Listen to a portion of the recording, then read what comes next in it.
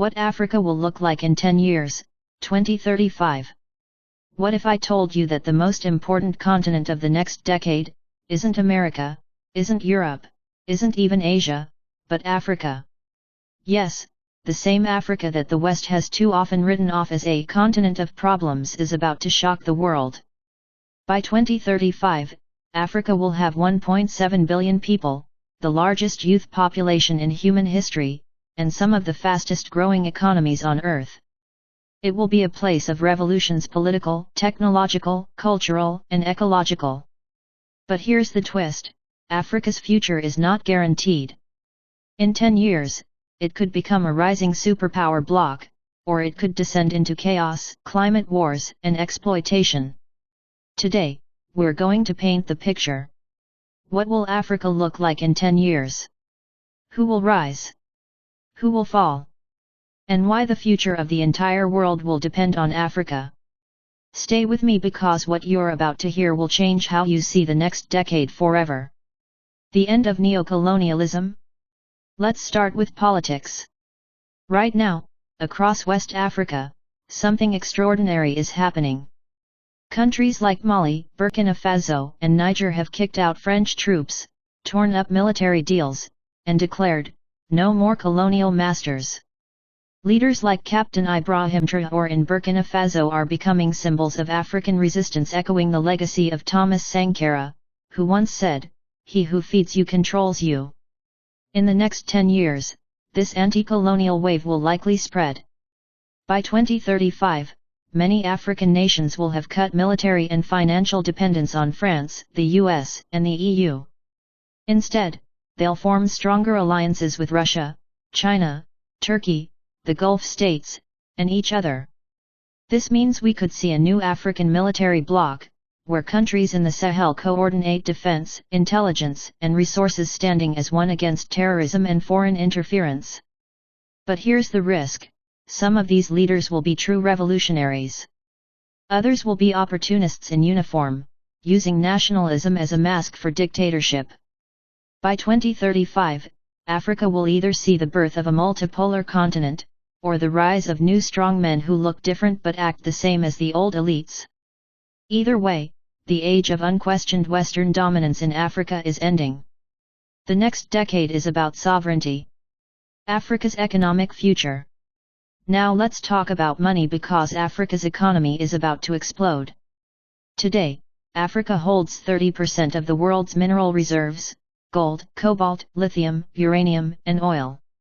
These are the resources that fuel the 21st century batteries, smartphones, AI, electric cars, and weapons. By 2035, whoever controls Africa's resources controls the global economy. But here's the big shift: Africa isn't just going to export raw materials anymore. With the African Continental Free Trade Area, AfCFTA, the largest free trade zone in the world, countries are building supply chains, factories, and tech hubs inside Africa itself. Imagine Nigerian-made electric cars, Kenyan AI companies, Ethiopian green energy exports, and Burkina Faso's gold fueling its own industries instead of leaving for Europe. Urbanization will also transform Africa. By 2035, Africa will add nearly 300 million new city dwellers.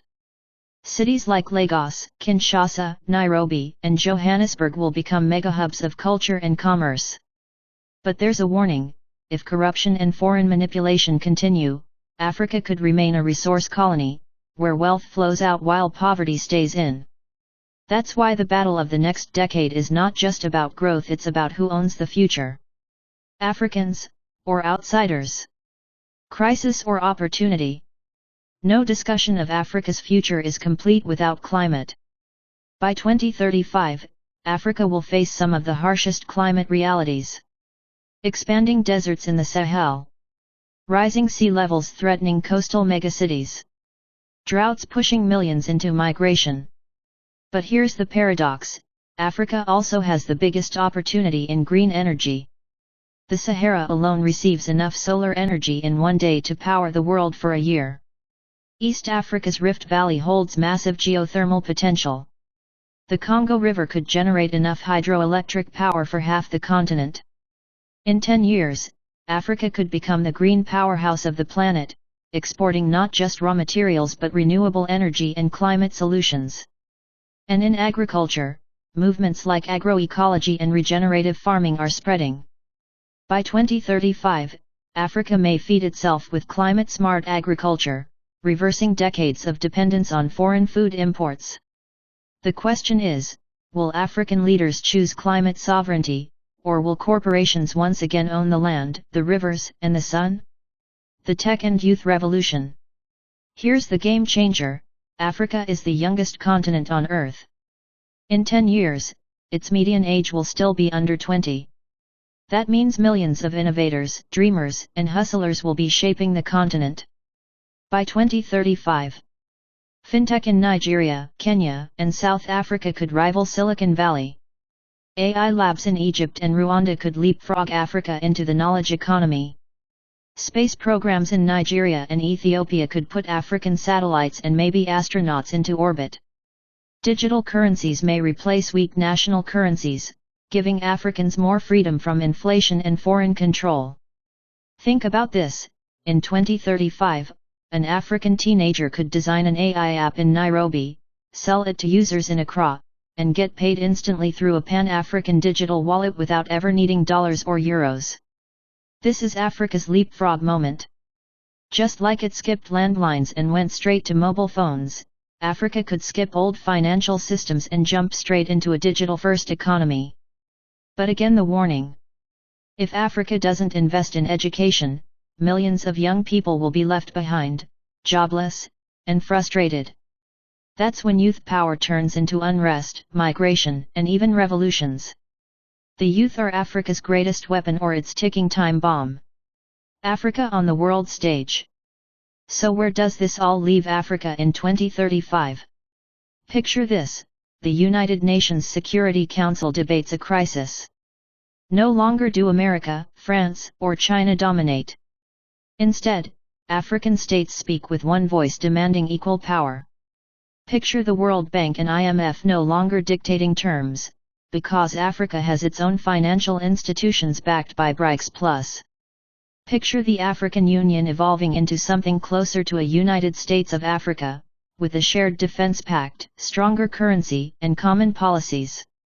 This may sound ambitious, but remember, in the 1960s, Kwame Nkrumah already dreamed of it. In the 2020s, leaders like Traoré and Goïta are reviving that vision. By 2035, it could finally be reality. At minimum, Africa will be a central pole in the new multipolar world. Not a pawn, but a player.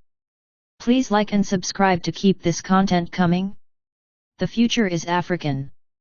So, what will Africa look like in 10 years? It could be a continent of chaos where climate wars, corrupt leaders, and foreign exploitation tear nations apart. Or it could be a continent of renaissance where sovereignty, technology, and youth power unleash a new African century. The truth is, both futures are possible. The next 10 years are the most decisive in African history. One thing is certain: the world cannot ignore Africa anymore. Not in politics. Not in economics. Not in culture. Not in survival. By 2035, when people talk about the global powers of the world, they won't just mention America, China, or Europe. They'll have to say Africa. Because the future is African.